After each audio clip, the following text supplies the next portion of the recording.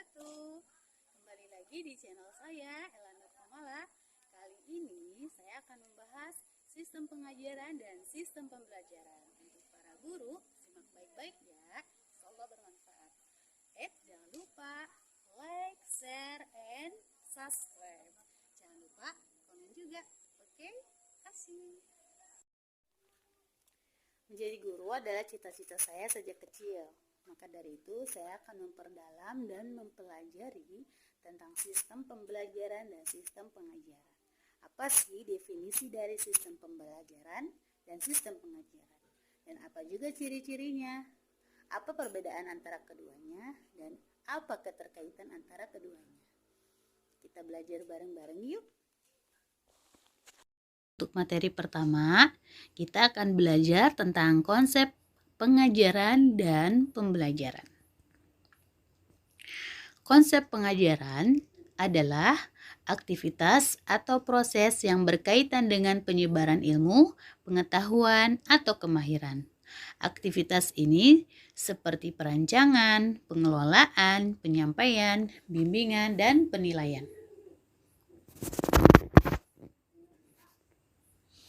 Menurut Thomas F. Green, tujuan mengajar ialah menukar tingkah laku dan kelakuan pelajar melalui perolehan ilmu pengetahuan atau kepercayaan baru. Aktiviti latihan atau pelaziman merupakan usaha untuk menukarkan tingkah laku pelajar, manakala teknik tunjuk ajar atau indoktrinasi adalah untuk penyebaran ilmu pengetahuan dan kepercayaan baru.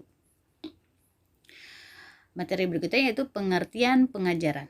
Pengertian pengajaran menurut N. Exfiman Word dan E. Text Word yaitu sebagai perkataan pencapaian ataupun perkataan tugasan, yang artinya ialah suatu aktiviti yang meliputi pengajaran guru dan pembelajaran ataupun pengajaran merupakan suatu tugasan.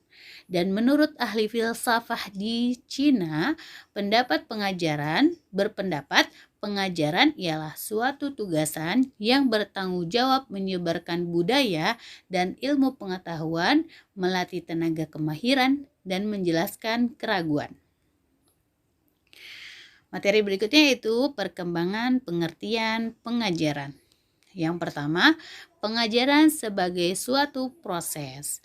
Konsep pengajaran boleh diuraikan sebagai suatu proses yang berkaitan dengan penyebaran ilmu pengetahuan atau kemahiran supaya murid-murid dapat mempelajari dan menguasainya dengan berkesan. Yang berikutnya itu proses pengajaran harus dilakukan secara sistematik, mengikuti langkah-langkah yang sesuai seperti perancangan, pelaksanaan, dan penilaian. Yang kedua, pengajaran sebagai suatu bidang komunikasi, yaitu karena pengajaran meliputi aktivitas perhubungan dan interaksi antara guru dengan murid. Pengajaran hanya boleh berlaku apabila guru dapat berkomunikasi dengan murid secara langsung dalam satu ruangan atau interaksi dua arah. Yang ketiga, yaitu pengajaran sebagai suatu bidang sains. Pengajaran yang berkesan hanya boleh berlaku atas penggunaan prinsip-prinsip dan kaidah-kaidah yang telah dikaji dan diuji oleh pakar-pakar pendidik. Segala aktivitas perancangan, pengelolaan, penyampaian, dan penilaian dilaksanakan secara sistematik, berlandaskan prinsip, teori, dan kaidah mengajar yang disarankan oleh pakar-pakar pendidik, berlandaskan hasil kajian atau psikologi perkembangan murid dari segi intelek dan emosi mereka. Yang keempat yaitu pengajaran sebagai suatu bidang seni. Karena ia melibatkan emosi, nilai, dan tingkah laku manusia, ini karena setiap individu mempunyai potensi intelek, emosi, rohani, dan jasmani yang tersendiri. Guru harus mempunyai bakat atau seni mengajar, yaitu boleh mengubah model dan teori mengajar pembelajaran sesuai dengan kebolehan murid-murid yang berbeda.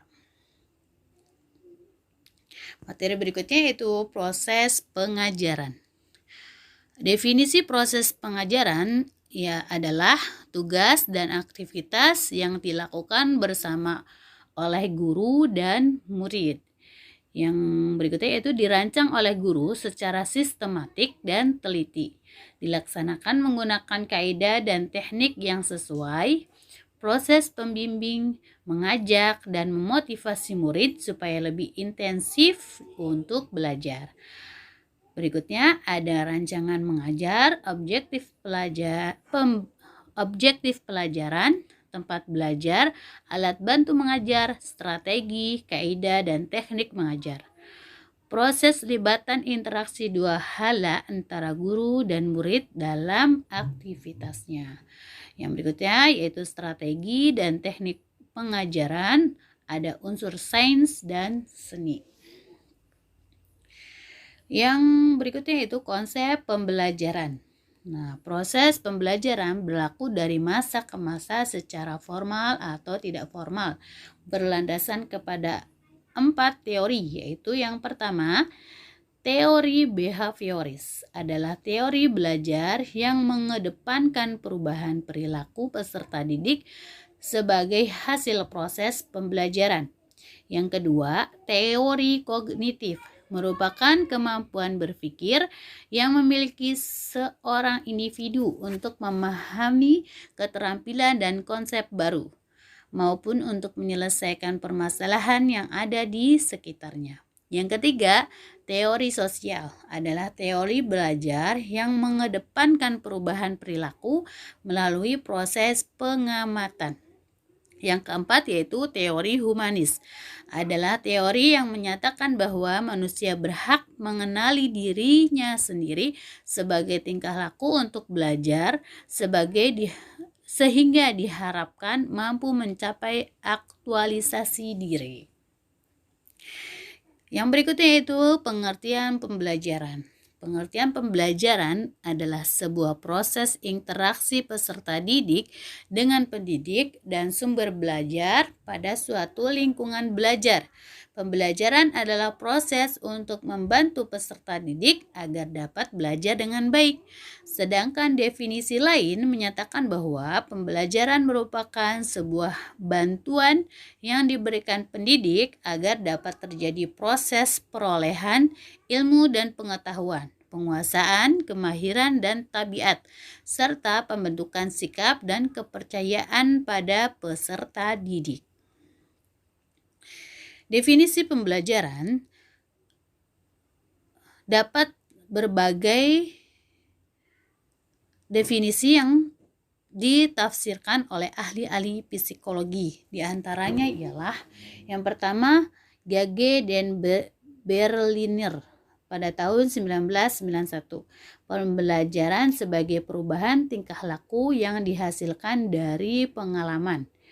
Yang kedua yaitu Brunner 1973. Pembelajaran sebagai proses aktif, yaitu membina ide baru atau konsep yang berasaskan pengetahuan lalu dan sedia ada. Yang ketiga yaitu ahli kognitif dan konstruktivisme. Pembelajaran sebagai proses meneroka dan mencari maklumat dan membina kefahaman sendiri. Yang terakhir yaitu menurut ahli behaviorisme, pembelajaran sebagai perubahan dalam yang mengubah tingkah laku secara agak kekal. Nah, yang berikutnya yaitu ciri-ciri pembelajaran. Yang pertama, merupakan suatu proses melalui peringkat secara sistematik. Yang kedua itu hasil pembelajaran ialah pembentukan perubahan tingkah laku dari tahapan yang rendah kepada yang lebih tinggi. Yang ketiga, perubahan tingkah laku selepas aktivitas adalah lebih stabil dan kekal. Yang keempat yaitu suatu proses yang berkelanjutan kecuali jika kehilangan motivasi dan motif yang sesuai. Yang kelima yaitu perubahan tingkah laku hendaklah terhasil daripada proses pemikiran dan penanggapan dan tidak dipengaruhi oleh pertumbuhan fisik atau mental atau akibat pengaruh dada atau penyakit. Yang berikutnya yaitu tanpa motif dan motivasi proses pembelajaran akan terhenti.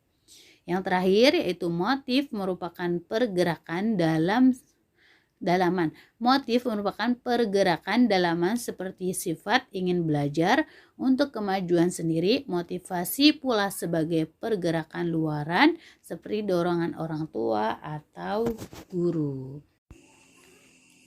Baik, itulah materi-materi yang telah saya sampaikan tentang sistem pengajaran dan pembelajaran.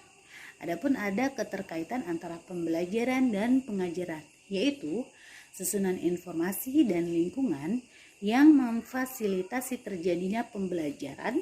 Lingkungan dalam definisi pembelajaran di sini tidak hanya tempat berlangsungnya pengajaran, tetapi juga mencakup media, metode pembelajaran, pendekatan pembelajaran, model pembelajaran, dan peralatan yang diperlukan untuk menyampaikan informasi dan membimbing pembelajaran dalam belajar.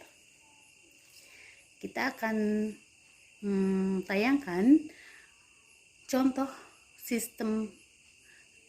pengajaran dan pembelajaran di R.A. Almanar. My today's story.